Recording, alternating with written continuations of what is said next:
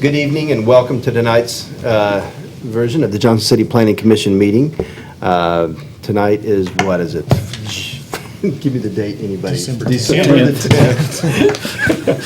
We're in December. December 10th, 2019, and of course it will not be televised any other date. So welcome, we'll call the meeting to order. And we'll go ahead and start with our invocation and pledges with Commissioner Cooper, please. Please join me. We gather together here today intent on doing good work. We seek to represent fairly and well those who have given us this task. May our efforts be blessed with insight, guided by understanding and wisdom. We seek to serve with respect for all.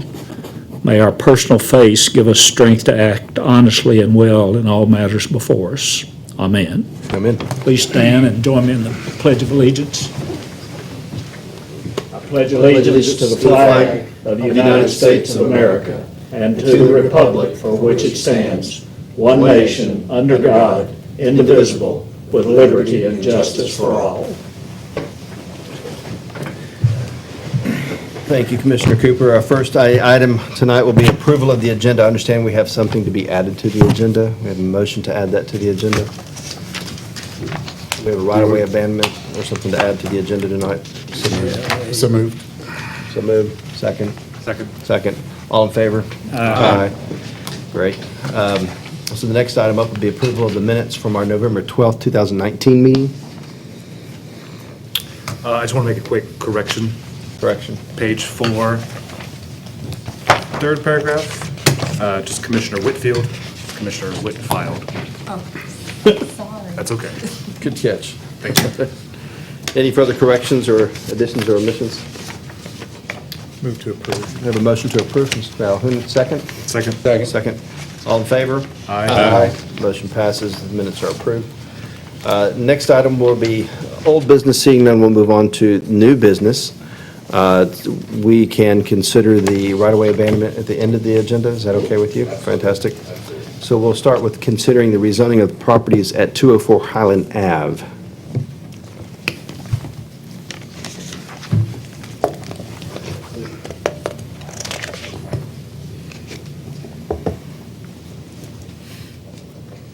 Mr. Ryder, glad to have you. Thanks for Good to be here. Good evening. Good to see you. All right, go ahead. Merry Christmas. Merry Christmas. Chairman, Commissioners, before you is a staff-initiated request to rezone two properties at 204 and 202 Highland Avenue. You can see by the map here, these two properties are located at the intersection of Highland Avenue and Whitney Street. The first property is straightforward. 204 Highland Avenue is this lot. Habitat for Humanity is the owner of this property. They want to build a single-family dwelling. Property is currently zoned, and I apologize for this typo here. This should be I-2. It's zoned, currently zoned heavy industrial I-2, and they're requesting rezoning the property to R4 to build one single-family dwelling.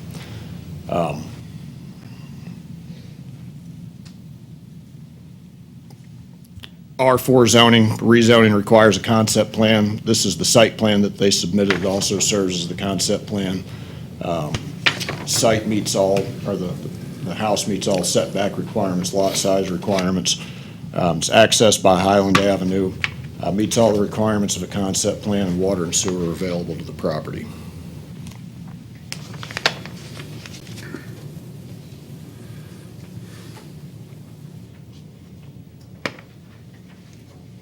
When we received this rezoning request, we noticed that the property right next to it is actually, this property here at the corner is owned by the city of Johnson City.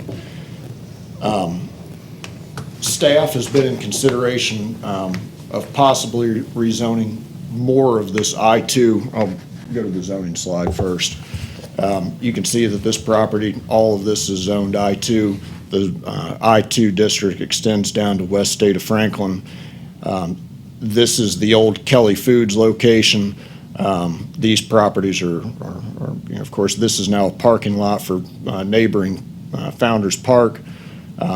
there's already another Habitat for Humanity home that's on this lot that appears vacant on this slide.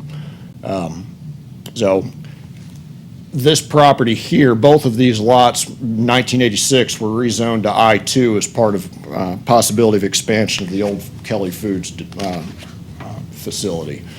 Of course, that expansion doesn't appear that it ever happened. Kelly Foods is no longer in business. So the I-2 district here is inappropriate. So in an effort to encourage neighborhood-scale development and possible residential development in the area, the city had been considering possibly rezoning more of this area over here to MX1, a mixed use, which allows neighborhood-scale commercial development and residential development. That's when this rezoning request became city-initiated. So Habitat for Humanity wanted to rezone 204. It neighbored 202, so we decided to bring them forward together and possibly reconsider or possibly rezone both properties. The comprehensive plan calls for the promotion of infill and redevelopment within the city to revitalize unused or underused property while promoting the preservation of viable and affordable housing stock, and encourage the concept of mixed-use development that includes provisions for plan unit developments that creates diverse and attractive neighborhoods. I've already stated some of the reasons why we were considering rezoning this property to MX1. It falls in line with the comprehensive plan 2020. And that's from I-2 to MX1? That's correct. Okay. Yep, I apologize again. Apparently, there were quite a few technical difficulties with the slide presentation from the office up to here. And I think Mr. Pavlich can I don't know vouch for anything about that.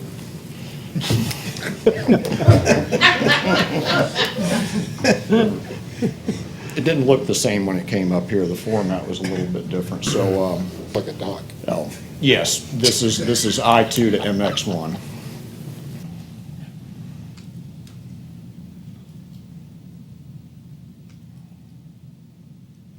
You can see some of the differences. Now, that was the original idea behind rezoning these properties. Rezone the interior lot to R4, rezone the corner lot to MX1 to serve as maybe a bit of an anchor for further MX1 development. As of last night at the neighborhood meeting, a representative from Habitat for Humanity suggested that they might like to purchase that property from the city and build another house, or possibly consolidate the two lots and build one larger house.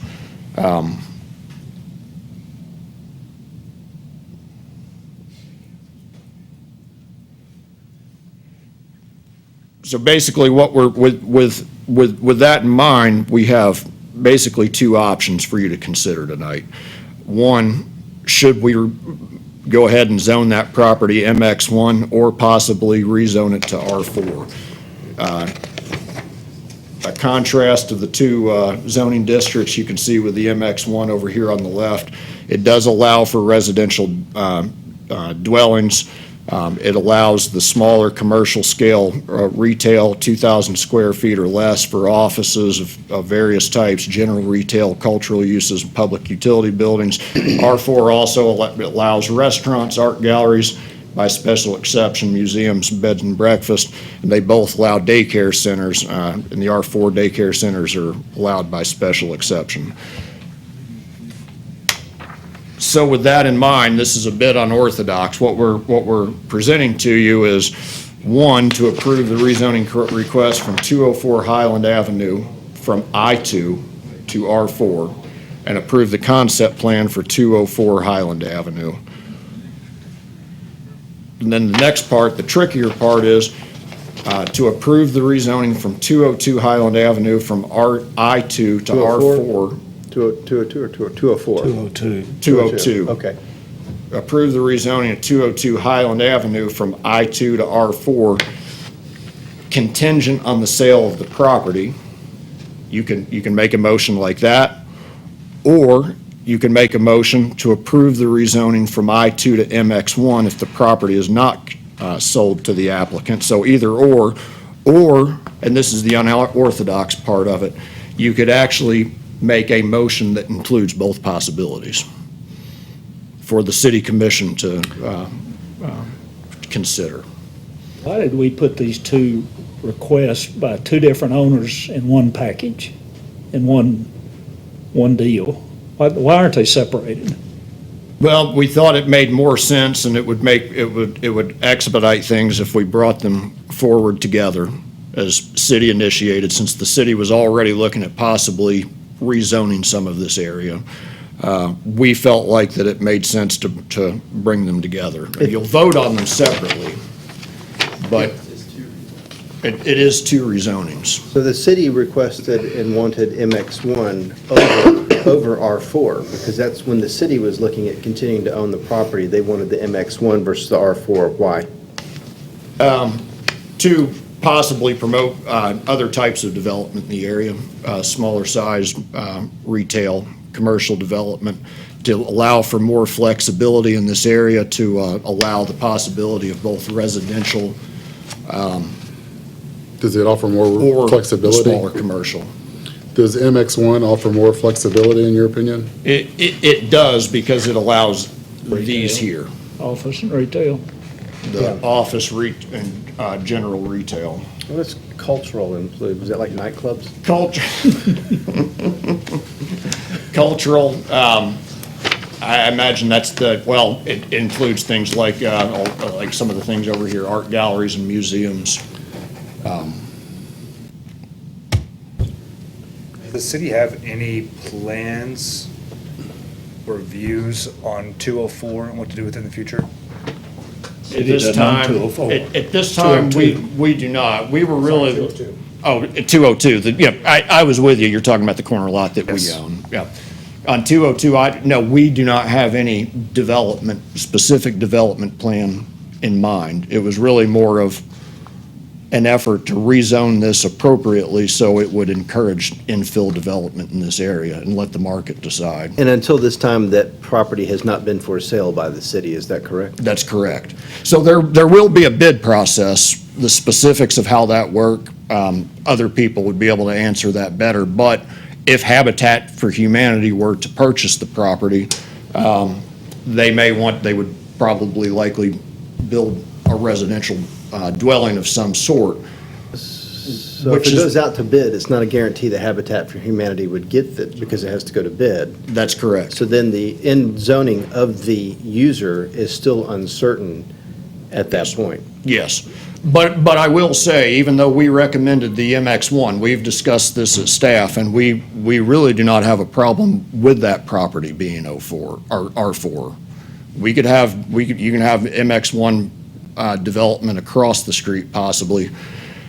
So we're really leaving it up. We have the recommendation. The recommendations were, as stated here, that you could consider I2 to R4 on contingent of the sale of the property. Sure. My only concern was if it went R4, but then there was a bidding process and somebody who wanted retail actually got it, then they wouldn't be zoned for that, and we'd be And we'd be rezoning right it back again. here. Exactly. That's correct. Okay. Can we just deal with 204 and At another defer time? or ignore 202? Yes, I Is that mean, a third or fourth option? You can. Okay. You can. Habitat can make an offer on the land, or it can go out for bid. Sell contingent upon the rezoning. The rezoning requests come to us. Is it Horse and the cart. intent of the city to put it up for bid? Yes. The city would not ever put it up for bid in those terms. Meaning, the city's not gonna act like a realtor. The city, if an interested private party came forward and expressed an interest in purchasing the property, then the way that process works is through an upset bid process. And so then, and any interested party would contact our legal office and would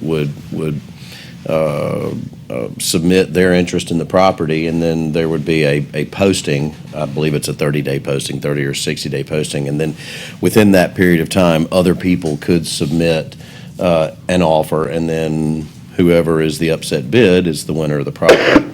But the city at no point is acting like in a fashion like you and I might to put our house on the market. It's just private property that the city owns, and people might come forward and say, hey, I have an interest in buying that property. So that's how that works. What we were really trying to do here, and Will has done a fantastic job with his presentation, is we recognize that there was an immediate request for a rezoning on 204. Okay, so you have two pieces of property that are zoned heavy industrial. Heavy, not light, heavy industrial, right next door to residential. Now, we realize that the likelihood that anybody's ever going to do anything with heavy industrial on those two lots is extremely low. There's not enough room to do anything on that land with heavy industrial. But there are a number of other uses in the industrial zoning districts that would be incompatible with a residential area. This is an older residential area, and one that adjoins or is adjacent to our newly constructed parking lot and access to Founders Park. This has a view of Founders Park. This is also adjacent to the new multi-use path that has been constructed from the intersection down here of Commerce Street. There's the multi-use path and you can't see it in this aerial. There's the new wide multi-use path that comes from Commerce and extends and goes up Highland. And so there's been significant public investment in this area right here. And what we've done is, from a planning perspective, we've already begun looking at this island of property right in here for potential mixed-use development.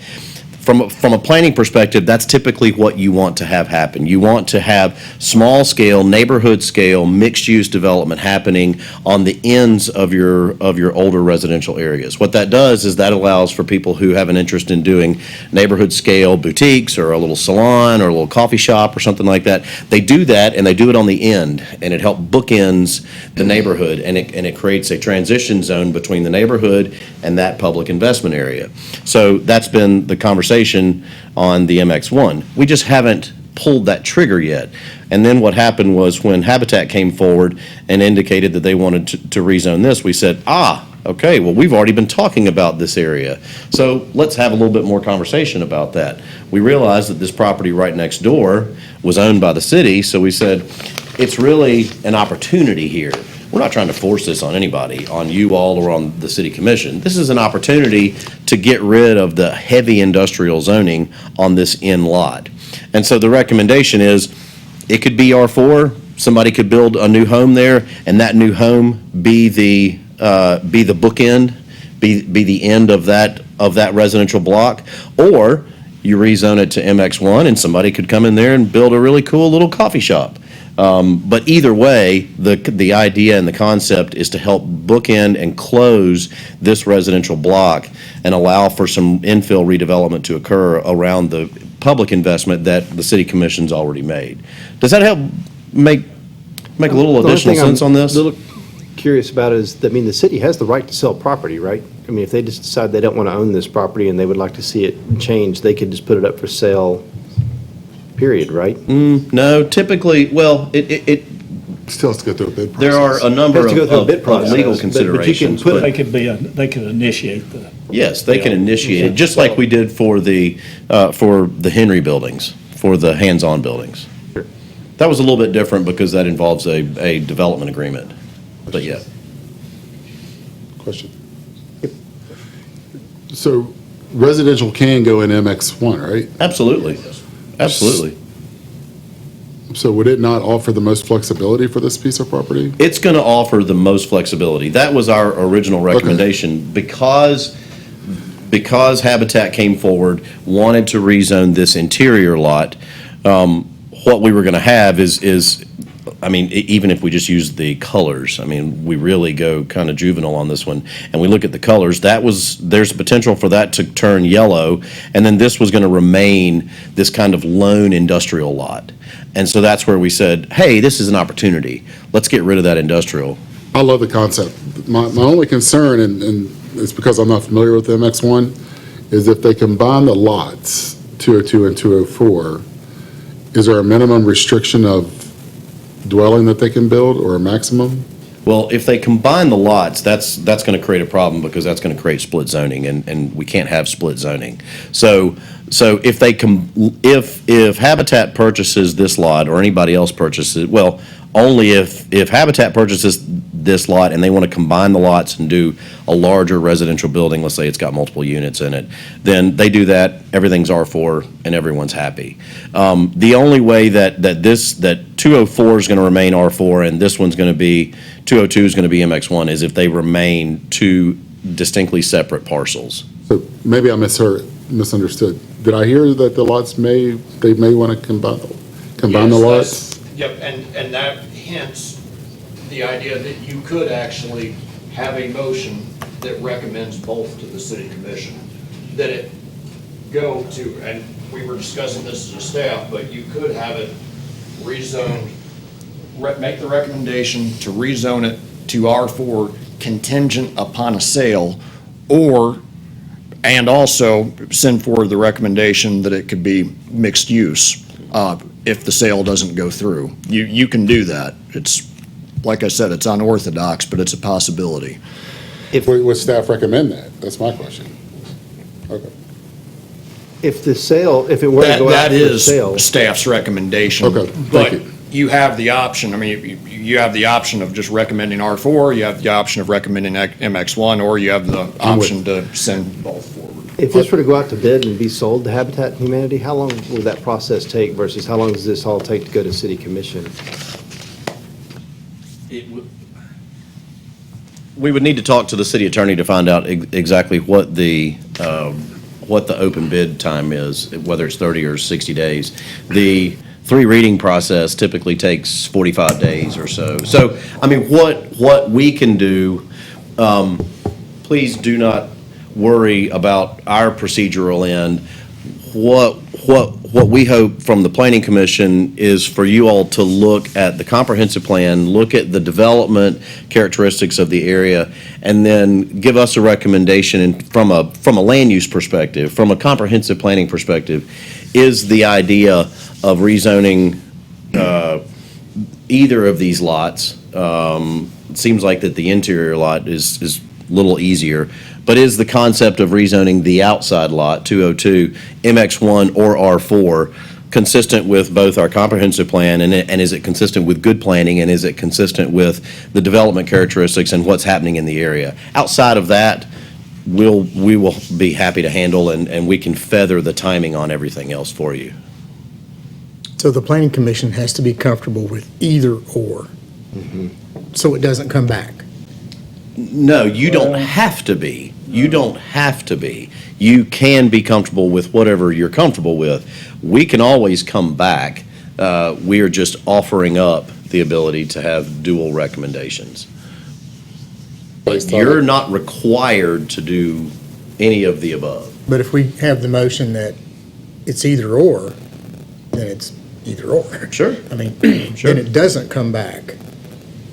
Then it goes to the city commission with either, wrong word, with one recommendation, or would it come to the city commission with the same either or recommendation? Depending upon whether you have a buyer or not.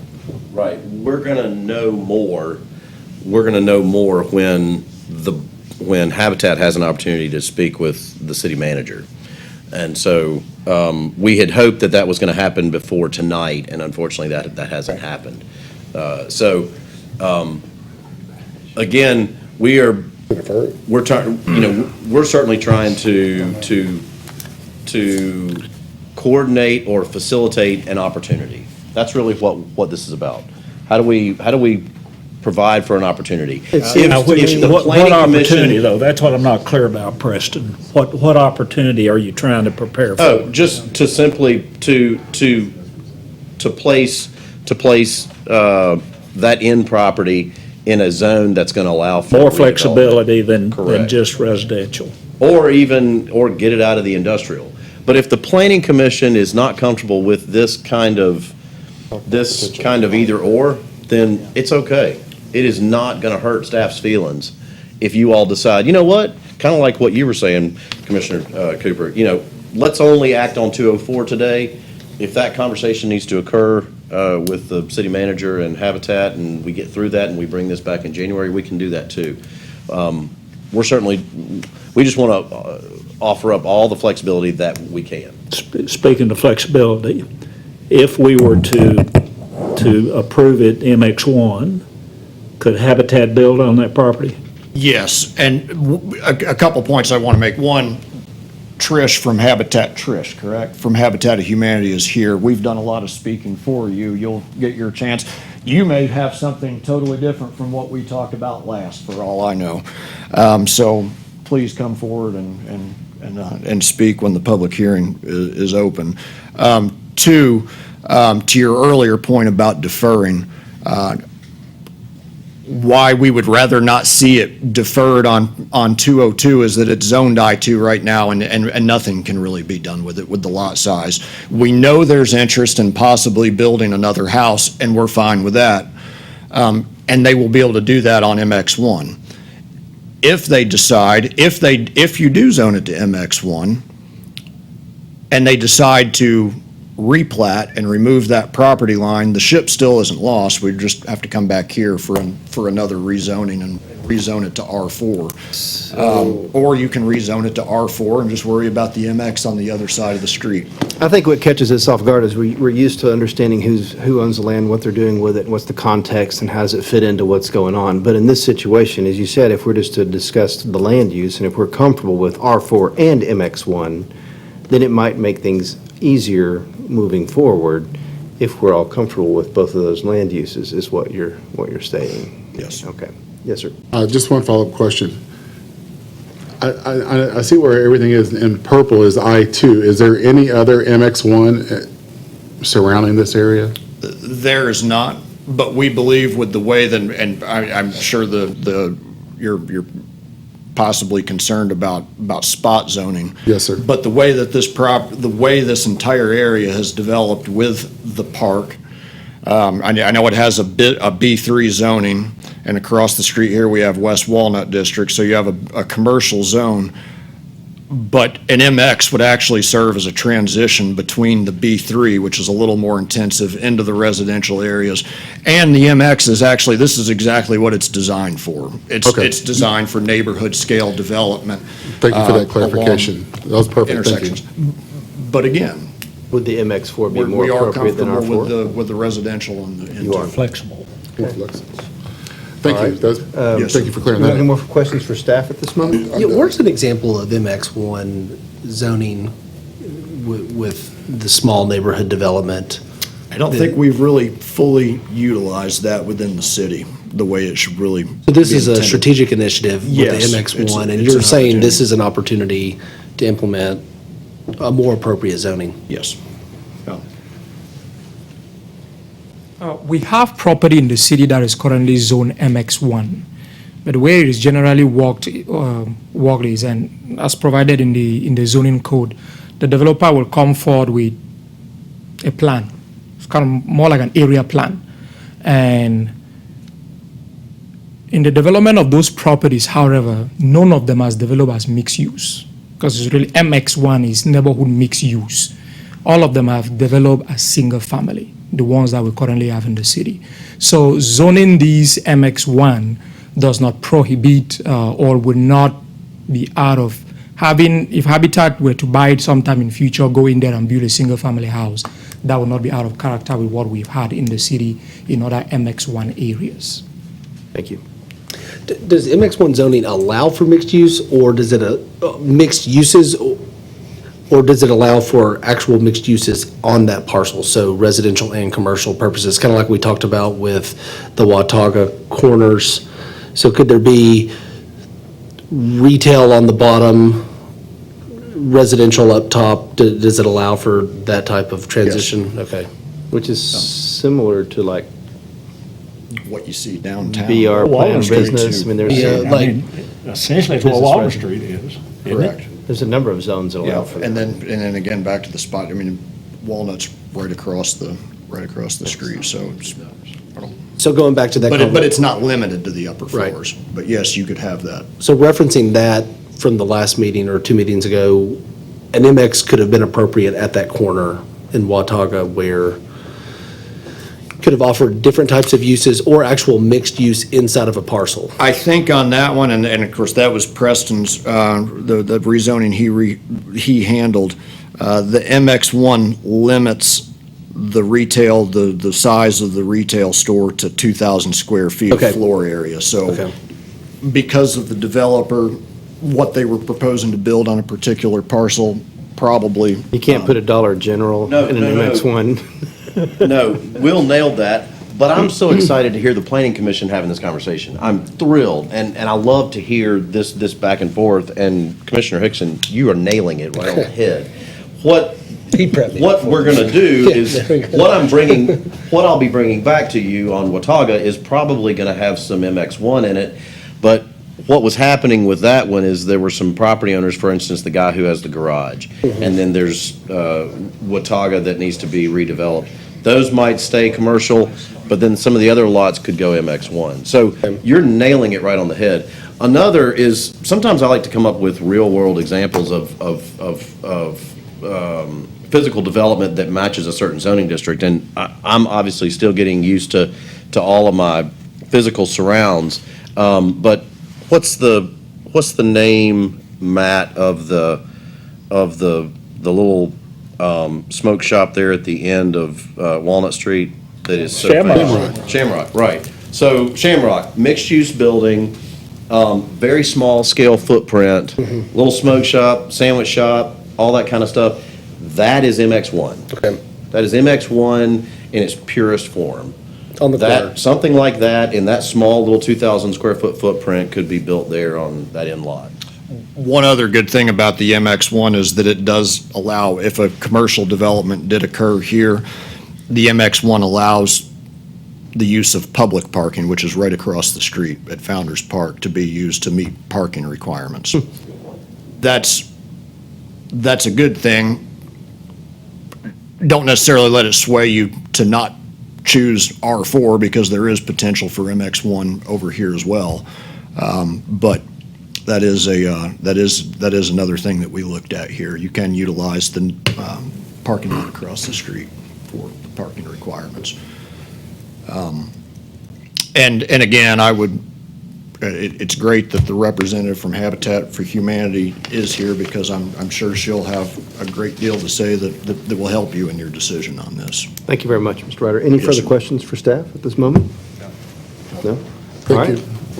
At this point, we'll go ahead and open up for public comment. Anybody wishing to speak for or against these city-initiated rezonings? Give us your name and address, please. Well, I am Trish Patterson. I live at 484 Carter Hill Road in Piney Flats, and I appreciate the opportunity. I think I have been duly invited to share some information about this rezoning, and appreciate the commissioners and the chair hearing our request to rezone 204 Highland. We actually had a home buyer who wanted to build on the property, and when we submitted our requests for permits, we discovered that it was not zoned for residential. We thought that it had been. So thus the request for this rezoning. That home buyer has subsequently chosen another lot within the city limits, so the movement on this is not urgent. But when we came last night for the community meeting, we had a conversation about our desire to make that residential section of this community, this area of the property, a little more attractive, and to anchor those two lots, both 202 and 204. As you see, those are rather narrow lots. But if we had a 5-bedroom home, and we currently have a family in Johnson City who qualifies for purchasing a Habitat 5-bedroom home, it would be very lovely to anchor that property, combine those two lots with that larger home. This would be the 4th Habitat home we have built in that neighborhood in the last 6 years. So we see it as a real opportunity to make that infill a little more attractive with the view from Founder's Park and the public access that is so important for that area of the city. Thus, our request in our conversation last night about the possibility of turning that into one parcel that we could build on. That was the conversation we had last night, and our interest is to maintain that residential section right there because personally, frankly, our business has 4 home buyers right there, and it is a rather than a mixed use kind of an idea for us, it's a single family residential neighborhood. That's our interest. Thank you very much. So as an interest in this area, in general, you'd rather bookend that with residential than with retail? We certainly would, and we take into consideration, because right next door is one of our home buyers with young children, and we have two more home buyers up Whitney Street, that one is right across from Oak Hill Cemetery, and they see that as a more residential rather than the mixed use. I'm speaking on their behalf, and I know that that's not the appropriate thing to do, but that's what we would see, is that it would be a residential anchor. Thank you. Certainly. We appreciate your time, Ms. Patterson. Thank you. Any other questions? No, thank you. Okay, thank you. Since it's public, I don't want this to confuse you any further. Please make your decision on everything that's been said before this, because this really has nothing to do Are you with speaking as rezoning. staff or as a private I am citizen? speaking as staff. Okay, so we'll And close my the name public is Alan hearing. Cantrell, city engineer. We'll close the public hearing now and move on with staff. 117 Elgin Lane, Johnson City. Reason I feel like I need to come forward, I wasn't planning on this, but there's been a lot of talk about sale of the city property. How to do it and all that, that's not what I'm going to talk about. But when we redid Highland Avenue and Whitney, we put a nice curve in it instead of a T intersection, and we encroached on our lot. So you can't sell that lot the way it is today. And the public that has heard this conversation, there may be people that heard this tonight that may be willing that, hey, I'm going to watch that lot and submit a bid on it. Now, are you talking about 202? The one we own, I'm not sure of the address, I guess The it's bigger corner lot. 202. You're saying we can't The one sell on the corner, you can sell it, but before we can sell it, we're going to have to replat it. We're going to have to take off a hunk of property that we built the street on. Because we encroached on the lot, it's our land, we built the street on our land. But as you see it on this map, that area that's shown up there is not available, all of it is not available for sale. Because we have a street on some of it. So anybody that's interested in purchasing that lot has to realize it's not quite that big. It's a little smaller. That's all I wanted to say. Because there would be public, hear this tonight, look at the map, see the shape of it, think it might be attractive, but it is a smaller lot now. But it's not officially been made smaller until we have a replat. Thank you. Mr. Cantrell, do you know what the approximate size would be of the 2 parcels combined No, I wouldn't. from a frontage No. standpoint, or? No, we can look that up for you, but no, I wouldn't off the top of my head. Okay.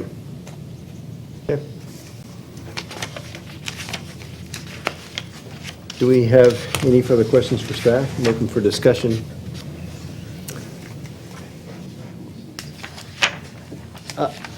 I'm gonna speak if nobody else is quite yet. I mean, I like the idea of the R4 for lot 204. That sounds fantastic. You know, we have Habitat Humanity is gonna build it there. They're building a primary residential area.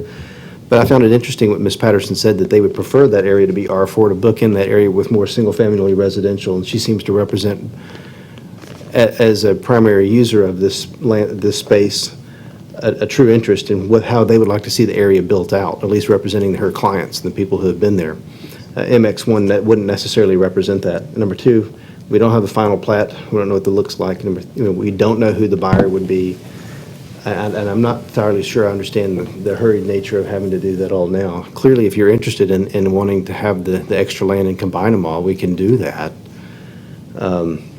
And I'm not against flexibility in land use, but there seems to be a fair amount of ambiguity in that. And I would probably favor, let's take 202 and make it R4 and leave the other one open until we have a request. The most, it would take 30 days to get back to us. but that's kind of my thoughts. Let We me ask, can do anything, that's just my thoughts. I got another question of staff. If Habitat wanted to combine the lots, they'd have to come back to us. If we made 202 mixed use and they ended up the owner of the property, they'd still have to come back to us, right? So either way, they're going to have to come back to us. If 202, if you rezone 202, the corner lot, R4, they would not have to come back for the replat. The replat would be a minor subdivision handled in-house, would just be a replat, so it would be handled in-house. They would have to come back if they combine the lot. You zone it R4, you rezone it R4, both of them are R4. If they decide to build a bigger house, they will have to come back for approval of the concept plan for that larger house. You're approving a concept plan for a smaller one tonight. If you rezone it MX1, and they end up being able to buy the property and they build a house just on that lot, they can build it on that property and not rezone it because MX1 allows for it. If they decide to do a replat and build a larger house, then they will be back here eliminating what would be a split zone situation. Does that make sense? You know, Most And a new likely, concept plan. it's gonna have to come back to us. either way, it's going to come back 202. to us. Unless it sells to Well, a third-party unless it owner. was rezoned R4 and then they built two houses. Right, or we rezone it MX1 and somebody else buys it. They still have to come back to us. They wouldn't have to come back to us. If they replat it. If a They different decide to party put a coffee shop on it, it doesn't come back to us. No, it doesn't come back because it's a permitted use in the MX1. To me, Mr. Chairman, to me, I think the better off deal is to go ahead and do 204 as recommended, and then 202 as recommended. That way we got more flexibility. If for some reason Habitat isn't successful in obtaining the property, then we address Preston's concern about having some additional flexibility on that corner. I think the flexibility is nice, but what concerned me, the reason I said it the way I did was because I'm concerned that somebody who represents the neighborhood, and there's nobody here, this is not a neighborhood or an owner-initiated rezoning on 204. It is, but somebody here who is representing that neighborhood has an interest in it being an R4 rather than MX1. And if we offer the flexibility of MX1, we don't have anybody from that area particularly discussing it right now. Yeah, but right now, it's industrial. Yeah. No, I mean, I get that. Downzoning. And they are, It's a down zone, but it's they not don't an own the property. accurate zone. Well, is the city making a Yeah. request to rezone? They are. That's what they're doing. Yeah, it's the Let's- city is the let's- petitioner. But they're here representing that. Well, but he's talking about the The neighborhood, the neighborhood rest of the neighborhood. representation. You see what I'm saying? The people who I hear, live by. yes, I follow you now. Well, but Yeah. you've had a meeting, I mean, Yes, and no one showed up. no one showed up. Yeah, that's very true. The Notice was notices given. went out on time, yes, they went out well in advance, and the signs have been out. I think from a And- land use standpoint, either one of them are fine, don't get me wrong. I was just trying to get a little granular about the people who might actually live right there immediately. I think that's fair.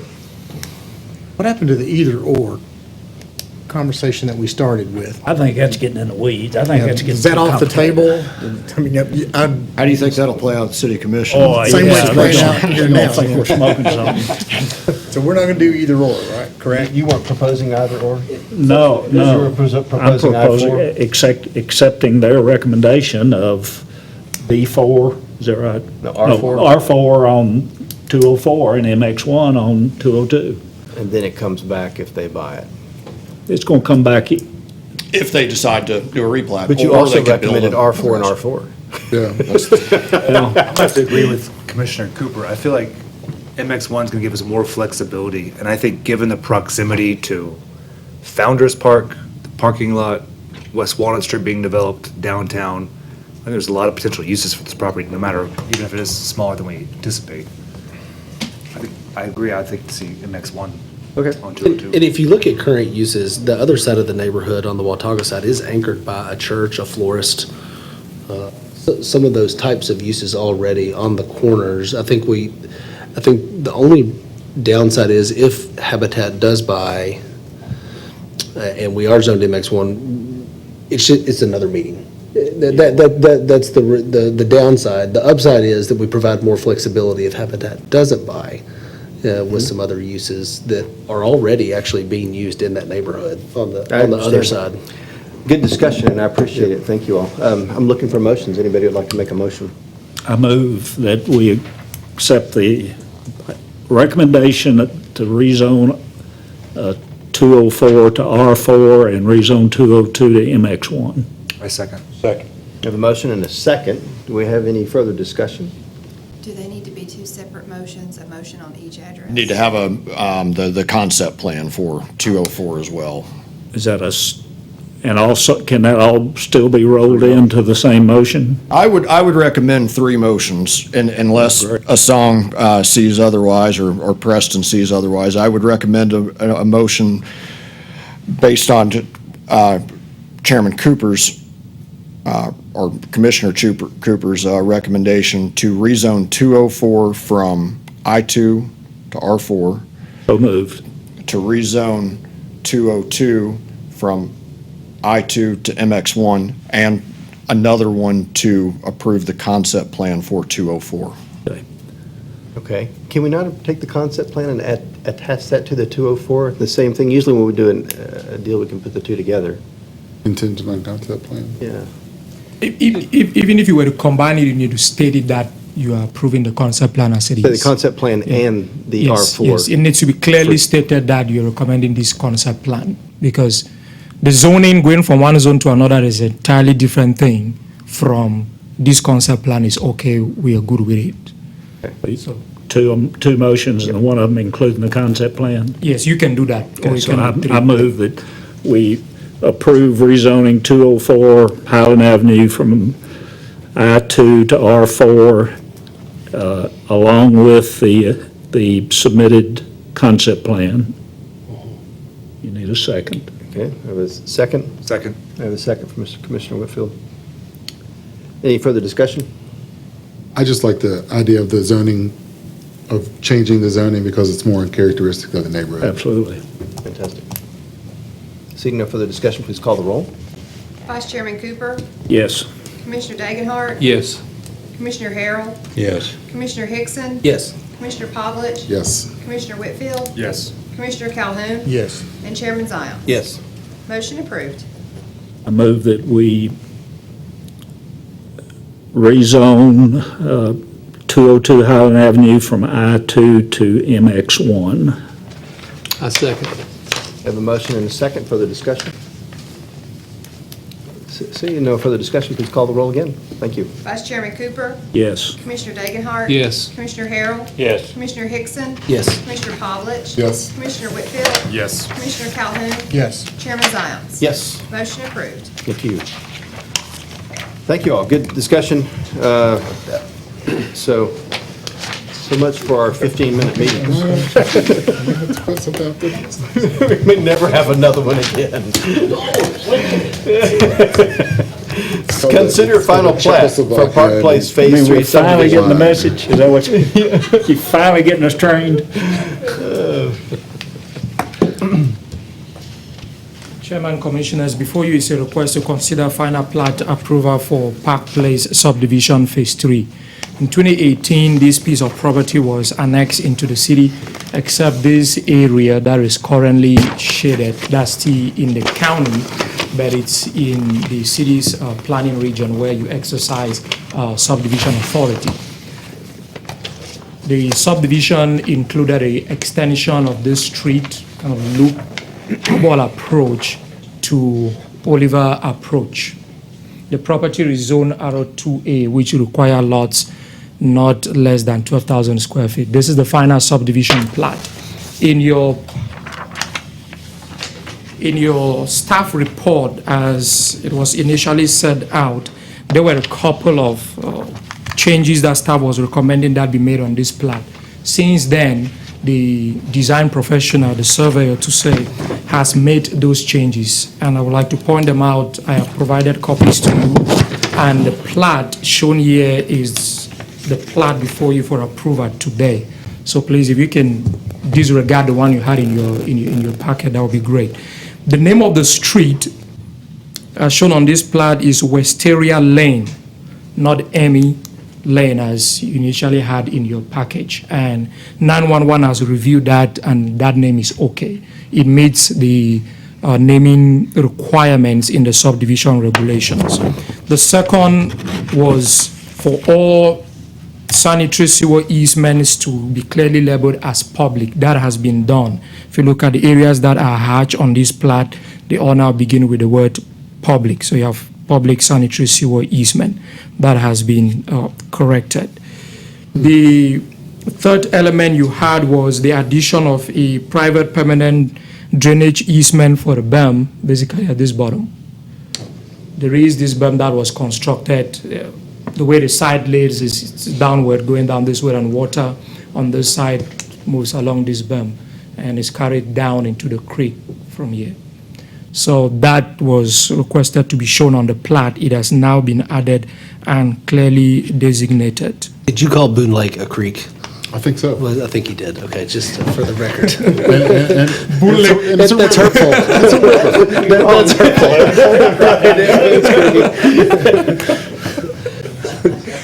Boone Lake. One day again. Rise again. Yeah. And those amendments have been clearly made on the plat. And then lastly, the designer needed to add the certification for approval by 911. That has also been added here. It is required that whenever we have a new street on a subdivision plat, 911 needs to sign on it, attesting that the names of the street will meet 911 requirements. That has been added on the plat. There are a couple of infrastructure improvements that have not been concluded or completed on the site. There are also a couple of drawings, like the water quality record drawing, the BMP easement plat that has not been done, the finished asphalt surface that has not been put in, final stabilization of the site that has not been done. Engineering staff has inspected the site, taken note. Water and sewer improvements, the subdivision regulations provide that all water and sewer improvements have to be in place before you can approve the plat. Those are in place. So the plat meets the minimum requirements for you to approve a final plat. The total bond calculation to complete those improvements and to provide the necessary drawings, plus the 15% contingency, that comes up to $153,000. Staff submitted this to the developer. Hassan, what is the contingency for, the 15%? It basically takes care of the depreciation of money over time.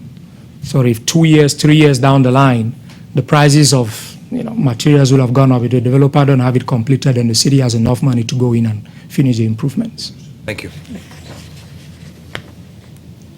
Staff recommends that you grant final approval to this plat, subject to the developer posting a $153,000 bond, and that you accept the dedication. There is the offer of dedication, but per state law, the offer of dedication is not equivalent to the acceptance of the street as a public street. You need to separately accept that as a public street. And that you accept the dedication of Wisteria Lane and the newly constructed sections of Harbor Approach and Oliver Approach as public local streets. Okay. Hassan, I just have one question. Yes, sir. On the streets, on page 18, once again, it just mentions having one sidewalk. Harbor Approach, as it enters into this subdivision, is it going from two sidewalks to one sidewalk, or? No, sir. Harbor Approach has two sidewalks. The preliminary plat that the Planning Commission approved has two sidewalks. The construction plans that staff approved administratively has two sidewalks. So they're supposed to construct those two sidewalks. As a matter of fact, it has been graded. Okay. Probably just because of the weather, they haven't gotten to that point. They've put it on one side and they have not put it on the other side. So we have factored the cost for constructing that one sidewalk into the bond amount right here. Which on page 18, it just said a sidewalk on one side of the street. That's why I was, very last paragraph. Is it on Oliver Approach? Yes. I think there is only sidewalks, because that wasn't, is there only sidewalks on that one side? There's two? Page 18. Yes, sir.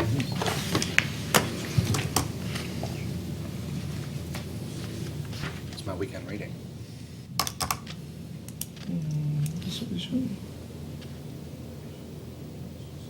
Yep, bottom of page 18. No, I'm talking That's about what what's it missing. requires for, That- to finish, okay. Yes, that he will be required to complete that one sidewalk that is. Okay, lacking. so it's still, okay. Yes, there will Thank still you. be 2 sidewalks. Yes, sir. Whenever we, if we make a motion to approve this contingent upon the bond, do you need for us to state the conditions of the 911 certification, the sewer easements, or rows shall be added to the street dedication? What other things do you need us to say conditions upon? I think because we have the updated plat, that's what we are approving. Okay. What was It shown. does have all the other stuff done. That has already been Want to done. make sure it did have everything, period. Yes, yes. Okay. And the plat that will be in the records will be this new plat in your hands Okay. today. Yeah. So we don't need to add those other conditions that have already been provided and have been shown on the slide. Okay. Any further questions for staff? Seeing none, we'll go ahead and open up for public comment. Anybody here wishing to speak for or against the plat? Anyone? City? We'll go ahead and close public comment. And now we will open up for discussion and motions.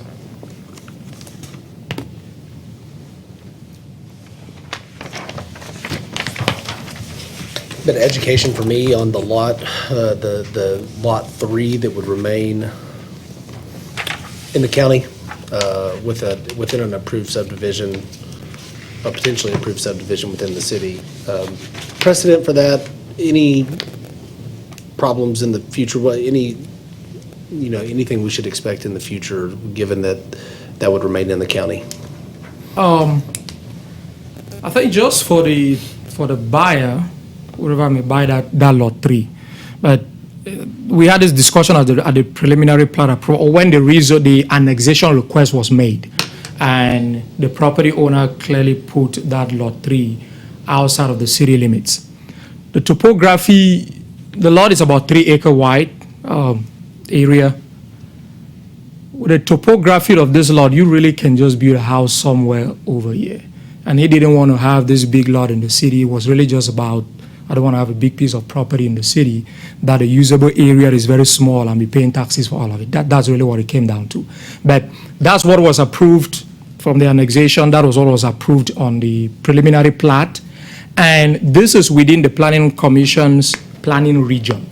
So the subdivision regulations fully apply to that lot. Nothing changes. The only thing that will apply there from the county will be county zoning. And it meets county zoning. So this particular lot gets the city services in essence without being in the city? It would not be receiving city services. It's in the county. Snow removal, police, fire, water? It's a lot in the county.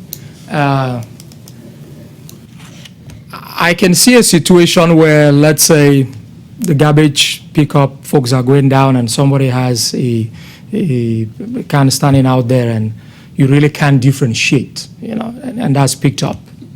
All right. I can see that. They'll have to pay double rates to the city in any case. When they come in to get the garbage can, they'll have to pay, they'll get into an agreement with the city and pay double rate. The same thing will apply for sewer out on that piece of property and water on the property. Yep. Wasn't that lot in the original master plan of the subdivision though? Yes, it was in the original master plan of the subdivision, but not as a lot to be in the city. So when the subdivision was master planned, all these lots we're looking at today from lot 1 and 2 and 4 to 20, they were all in the county. I would disagree. It's just in 2018 that he requested annexation of those lots. We did the annexation. from the original master plan of Park Place? Yes, it's just in 2018 that this entire piece was annexed. I actually did that annexation, so. There were some variances on this one because of the lot length, the size ratios and all of this. Yes, there was a Yeah. 3:1 ratio, because the lots extend down into the creek. Right. And, yeah, planning commission had to grant a variance on that. Creek. Trolling hard. I'm on Nissan side. Proud of our creek. It'll be a drainage, hey, it'll be a drainage ditch better than that. It's actually a nursery right now.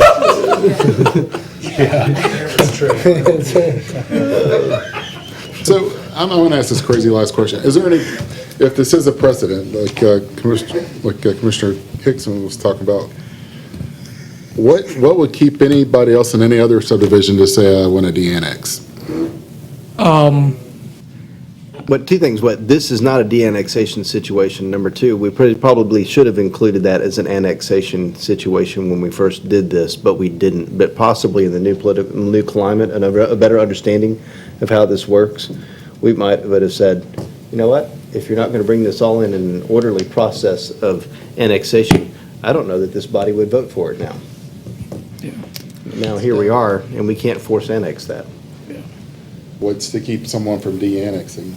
The city, last year, we brought a de-annexation policy in front of the planning commission. Actually, that policy was approved. We went back and checked.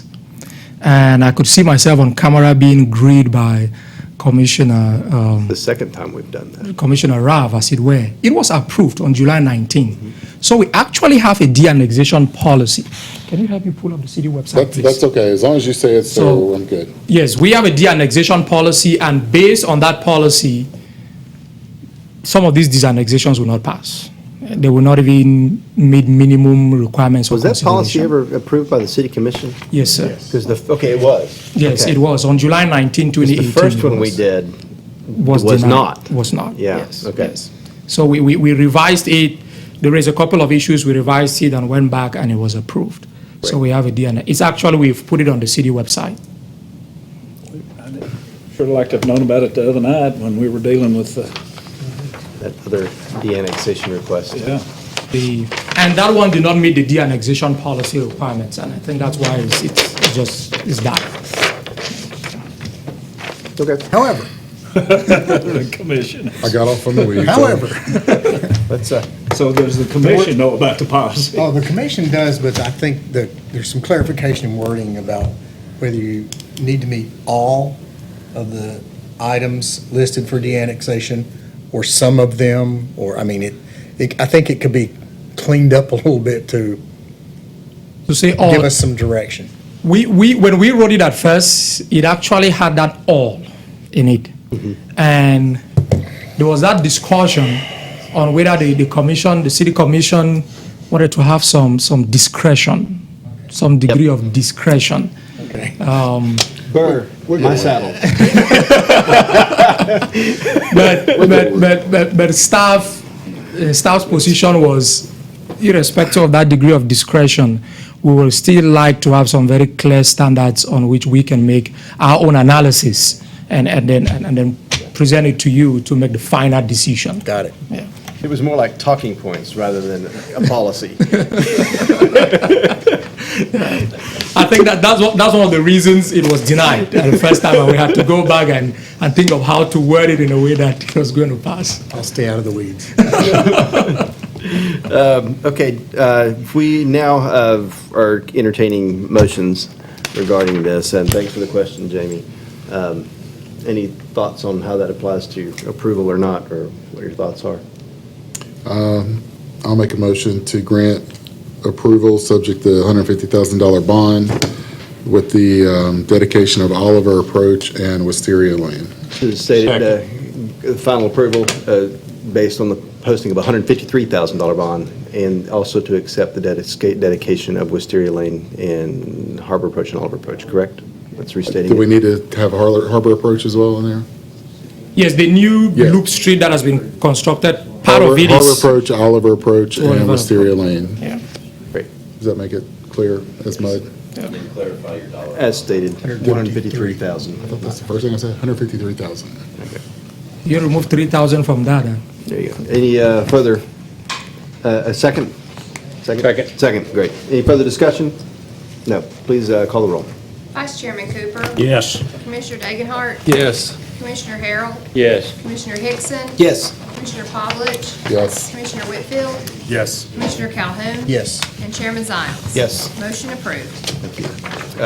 Third item on the agenda tonight is the nomination and election of an assistant secretary. Who is our secretary currently? Moved. Stacy Wild was assistant secretary, and she agreed to move up to regular Secretary. secretary. Okay. And Colonel Williamson was secretary. Right. So now we have an opening for assistant secretary. Okay.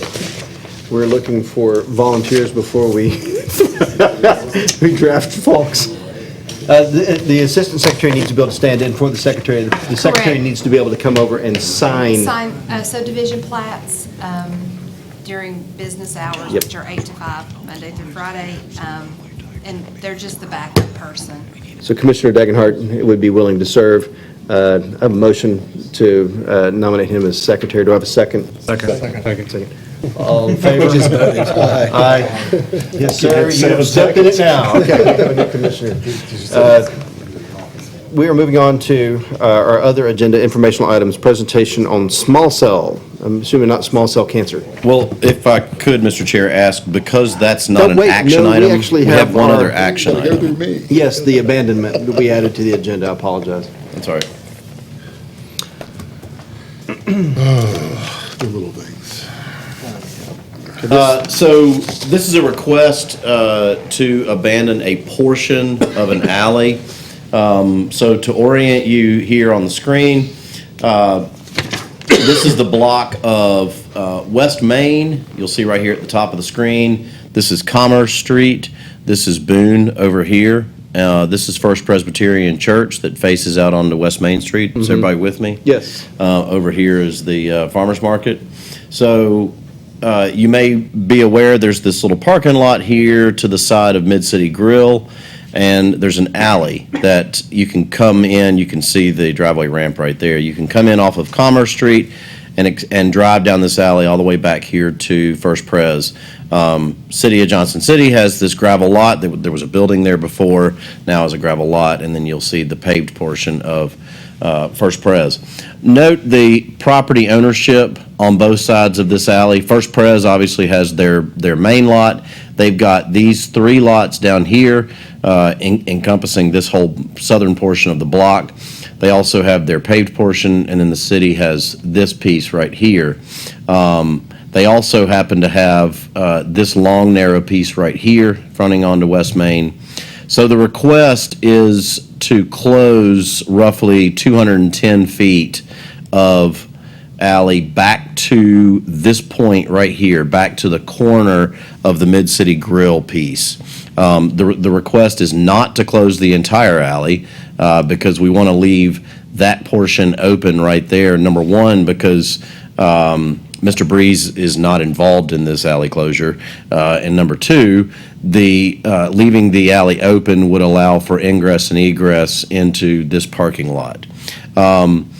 This all came forward by First Presbyterian, or I should say this was initiated by First Presbyterian. They came to city leadership and have inquired about a land swap. That is actually going to be considered on Thursday's city commission meeting. Mr. Penzola is going to be introducing that item on Thursday night.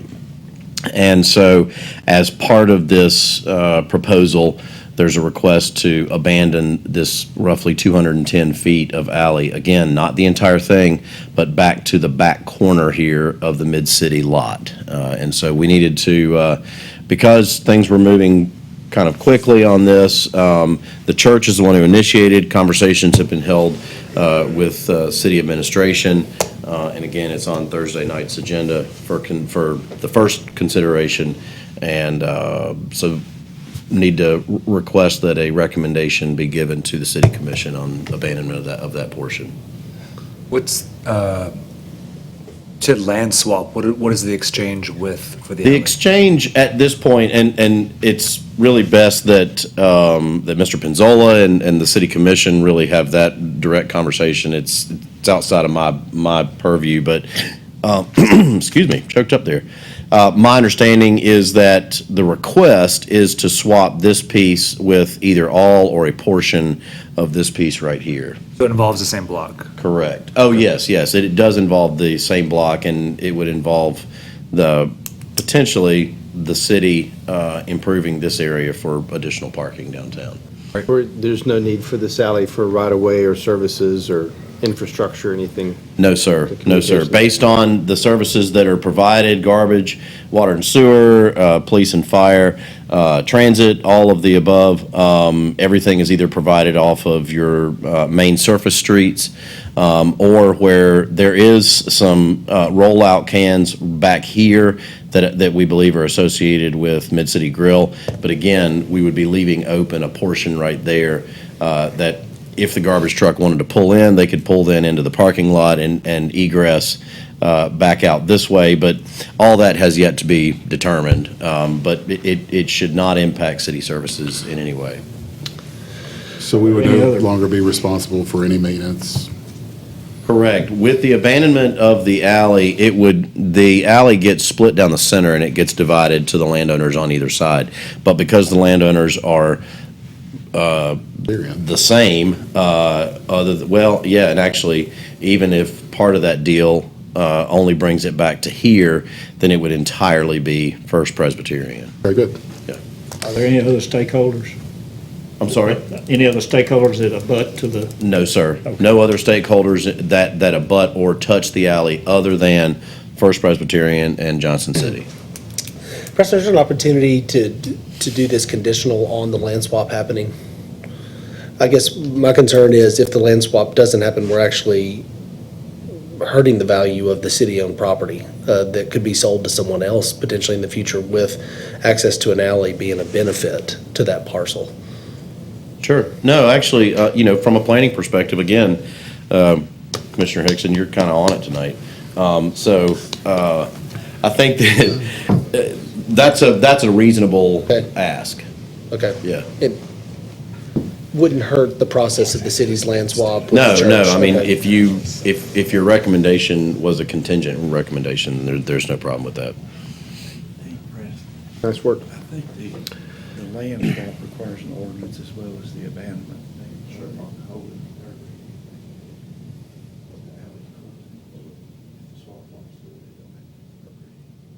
Yeah, oh, yeah. So Yeah. both of them involve ordinances. Right, right.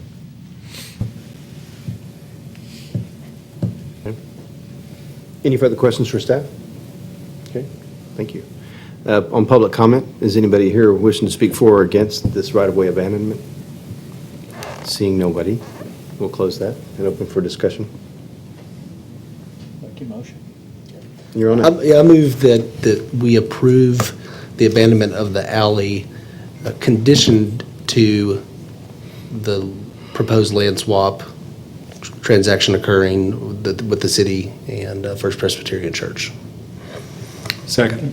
A motion and a second. Any further discussion? Please call the roll. If you permit, Yes. please could you specify that as a portion of the alley? To amend, The approximate 210-foot portion of the alley as specified by staff. I'll amend my motion. with Amendment to that. your Yeah, motion, sure. okay? And second approved of the amendment? Second. Please call the roll. Vice Chairman Cooper? Yes. Commissioner Dagenhart? Yes. Commissioner Harrell? Yes. Commissioner Hickson? Yes. Commissioner Pavlich? Yes. Commissioner Whitfield? Yes. Commissioner Calhoun? Yes. Chairman Zion? Yes. Motion approved. Thank you. Okay, moving on to other. Thank you all. Do we want to talk about our small cell?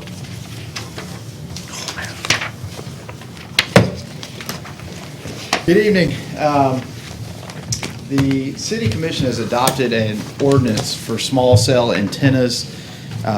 There is a role and responsibility related to the Planning Commission, though the Planning Commission wasn't involved in the adoption of the ordinance. There is a role that the Planning Commission can play and will play in the approval process for small cell antennas. So I'm going to present it, giving you some background information on that, what that means, and what your roles and responsibilities are.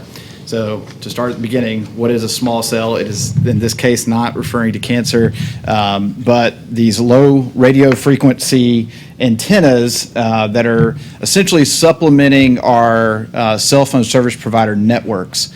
And so you'll see, this is a good example here where you have the large-scale cell phone towers, where when you have a lot of people concentrated in one area, then you start to get congestion with the amount of data that's being used currently with smartphones. And so by bringing small cell antennas into these locations, then the folks that are in proximity of that small cell would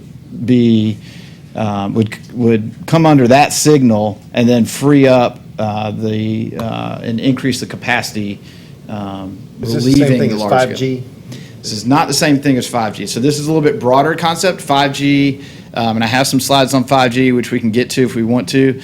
But we are already receiving requests for small cell antennas that would work within our current LTE 4G network. Okay.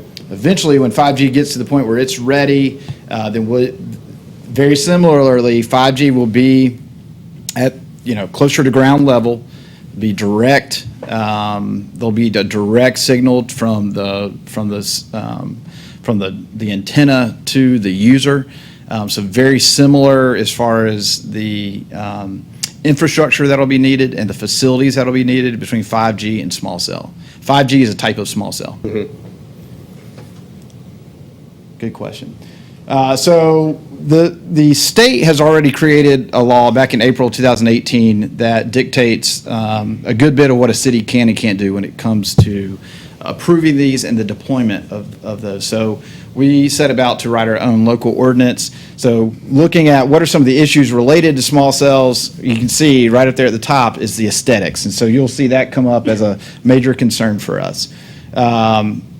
The state law essentially created this uniformity in the process. It put certain stipulations in place, but it also provided some flexibility to cities, which you will see. There are three main methods of deployment. You'll see that they can either be a co-location where you have an existing pole and then the equipment for small cell is added to that existing pole. You can have a modified or a replacement pole where this pole comes out and an identical pole comes in the same exact place, but it includes the equipment for the small cell. Or you can have a freestanding, standalone new pole. You can see the percentage, 70% of these are going on telephone, electric poles, and streetlight poles. And that's across the country. The state law puts in caps on our application fees, and it gives us specific guidelines on how to process and approve or deny applications.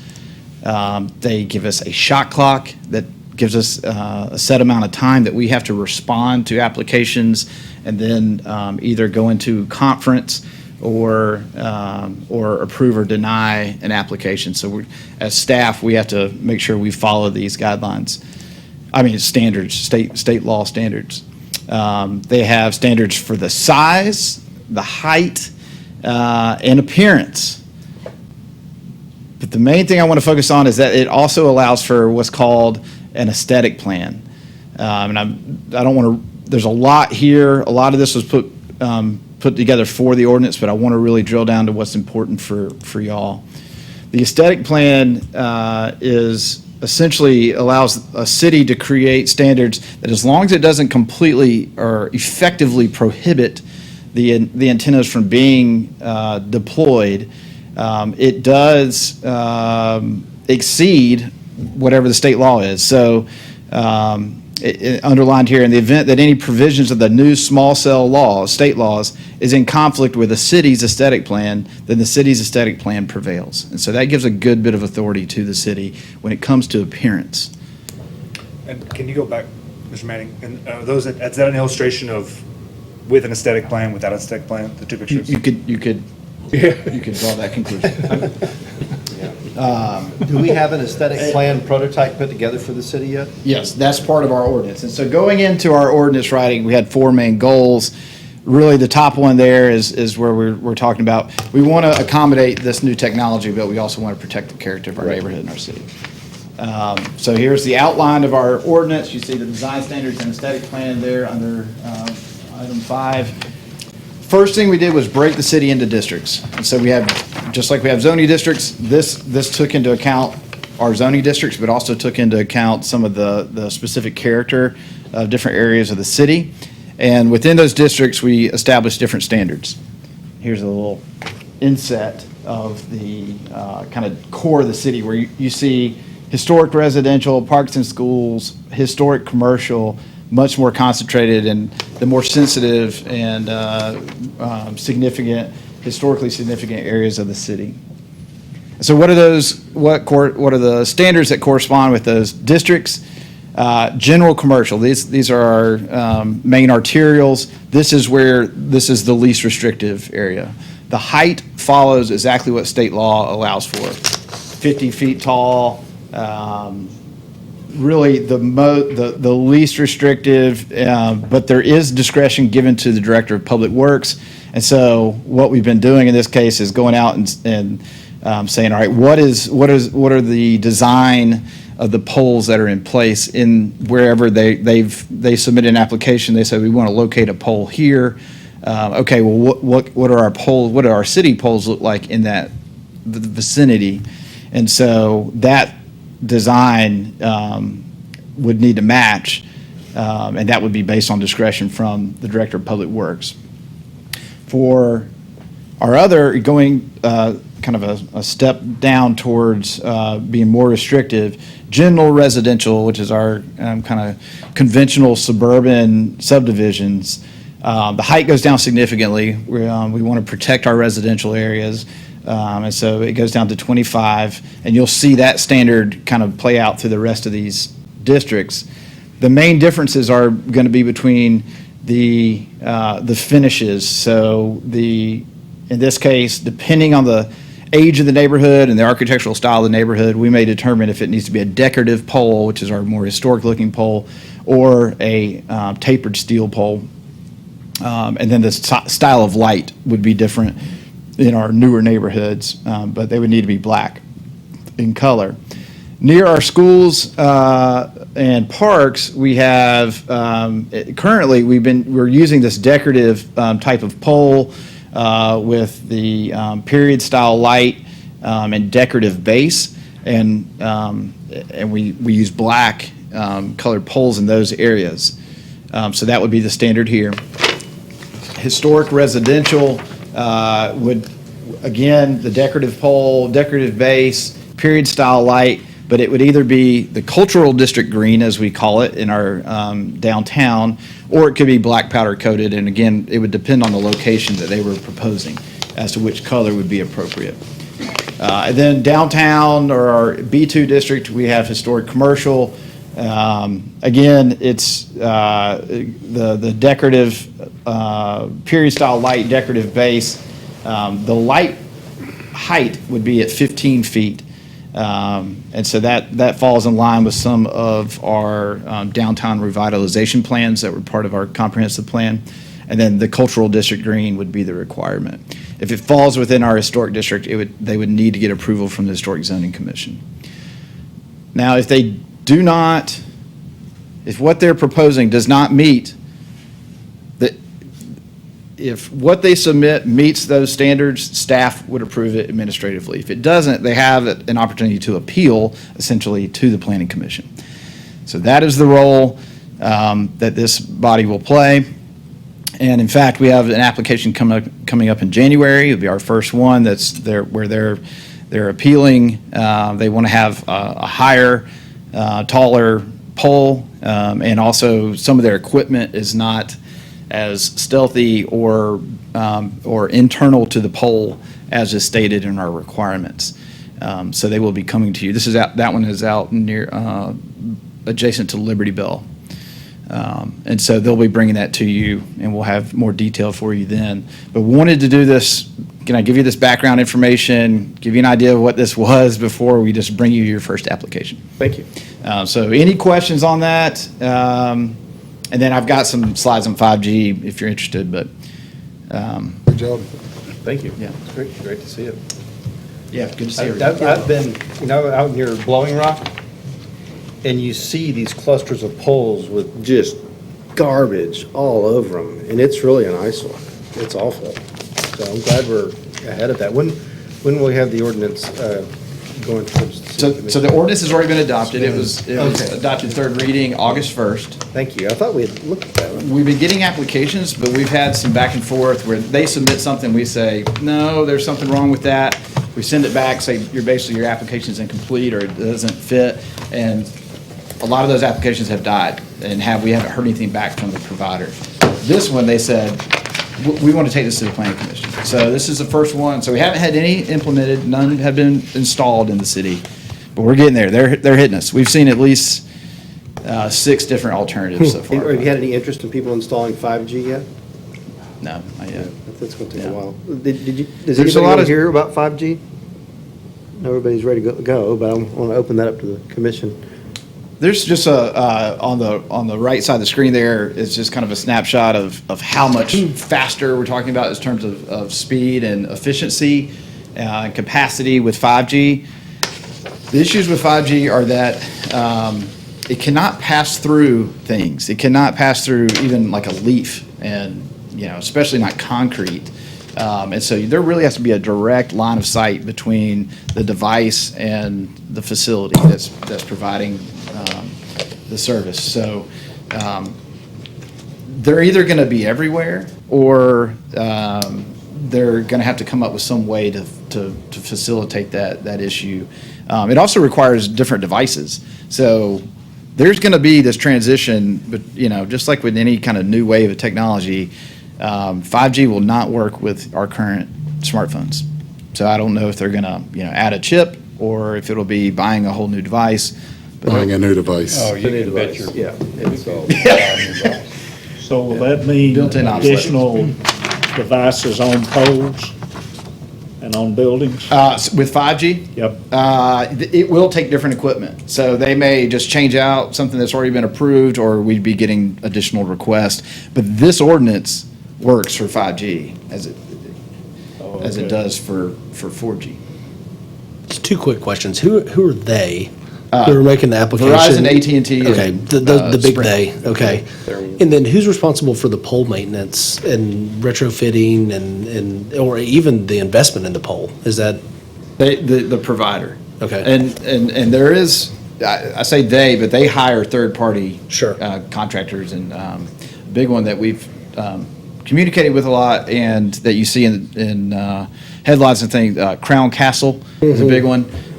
Just so if you want to, just kind of keep your eyes open for stories and headlines that are popping up on this topic. But yeah, and we have all that spelled out in our ordinance about who's responsible and emergency contacts and how they have to deal with traffic. We worked very closely with Public Works, our engineers, traffic division, our risk management, legal. There's several folks involved in the writing of that ordinance. Is there a reason why we wouldn't want to take that on in-house and just bill they? Like, have a department just for that as we move forward? Internalized in the city instead To of? provide cell phone service? No, to provide the poles, the maintenance, and then have an annual contract or lease agreement with they. I don't know. I haven't given that any consideration. That's a bit outside of my scope. Preston, any thoughts on that? That's outside of my scope. Yeah. It's outside of my scope. Alan? The highest technology that we take care of now is our traffic signal stuff, and it is computerized, but a lot of this stuff is patented. One company will have one I'm just way- talking about the physical pole itself. Oh, the pole? We have polls. That's what I'm getting at. They can possibly amount to one of our existing poles, but we're really going to encourage them to not do that if we can at all. They really need to take care of their own pole. Okay. Every man We takes don't care of his really pole. need to get into that because of issues of their equipment being damaged.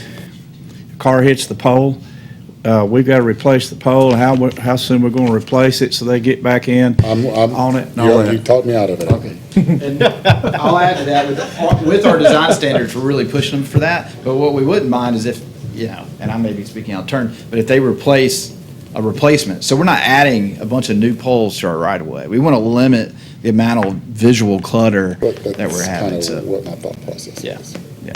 So if we can get a replacement, and we have some language in there about if you're going to put a new pole somewhere where there's not an existing pole in a right of way, you have to get an additional approval from the city manager. And we have some provisions for lights. If there's a need for lights, then you have to add a light to your pole. So we've tried to take some of those other things into consideration. Thanks, sir. Subcommittee reports. We did have a committee meeting recently. Is anybody, Did you make notes, Bob? I did. If I can find them. You want me to sum it up? go ahead. And I want to thank I'll the be your folks. straight man. How's that? Thanks for doing that. I'm sorry I couldn't join you guys that day, but You want me to take up the rest of the 30 minutes? I mean, no, sorry. Nicole has a timer of 5 minutes. right, there we go. What prompted this was our concern about existing property owners wanting the city to take back and take responsibility for streets that were Yes. subpar, correct? Right. So had a lot of discussion. And just for the record, this is, which committee is this? This is both the legislative and the streets Current plan. Land Current use. land use. land use. Okay. Cost,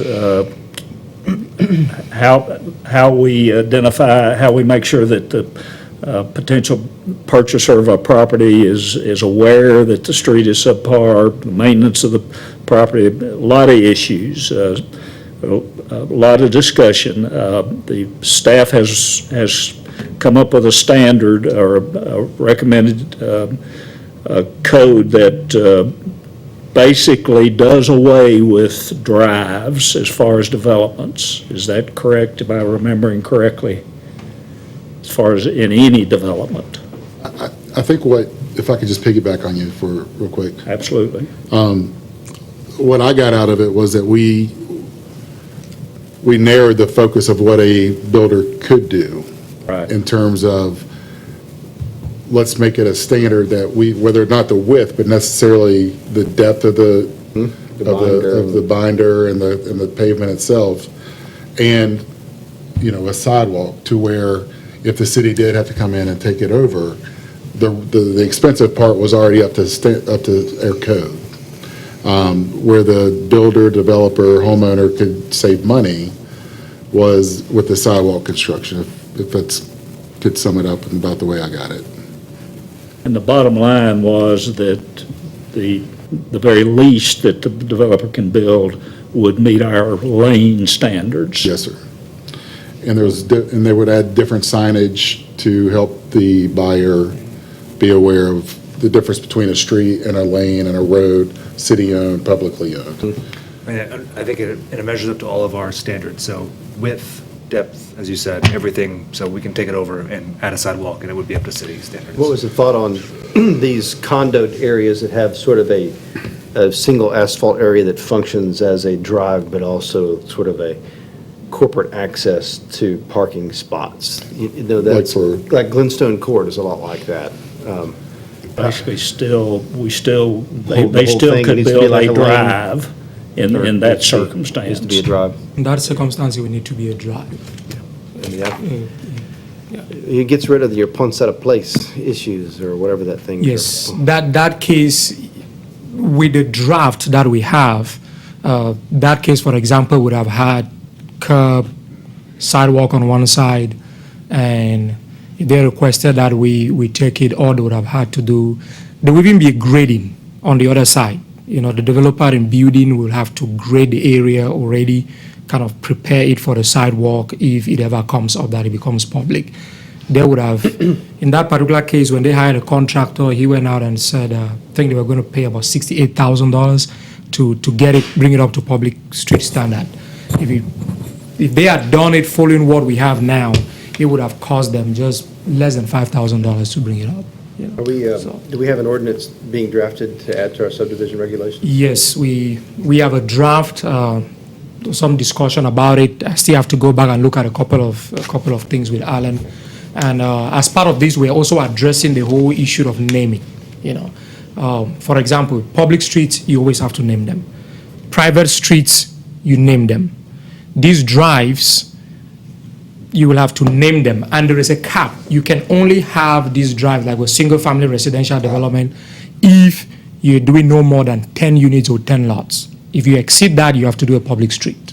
I thought it was 9. Nine. No more than 9. And we really need to get away from the term drive. Yes, that term drive it's, I had, in the past 2 days, I've been going back and forth with 911 on an issue dealing with drive, and we have to clarify what we're really dealing with. You know, standard driveways Right. that you have in an apartment, like the villas at Mockingbird, behind the mall. That is a standard driveway. It's just a driveway going in. And they wanted to name all those driveways, and I had to go back and forth with them until today we agreed on something. Yes, there is the argument of the wayfinding, that's easy, but is there a way that we can have the wayfinding without putting these names that create all the confusion? And we were able to come up with something on that. So there is a draft text that we're working, that we currently have, still have to get back with Alan and straighten up a couple of things. We had 2 options for the cross-section, for the drive, how it was going to look like. The committee choose one, so that's what you're going to have in the final text. Thank you. And then once we have that cleanup, we're going to have, you know, and Preston would have briefed the city commission, we'll have a discussion with developers, and then we'll bring that up to the. Alan, you've seen these, you're pretty happy with it? Great. I'd just like to make another statement. You know, I've heard rumors that it's really hard to build in Johnson City.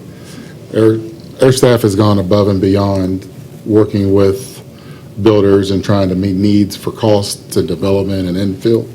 You guys have done a fantastic job over the last few months, so thank you. Thank you. Anything else? Anybody have anything to mention? No? Seeing so, if everybody agrees, we'll call it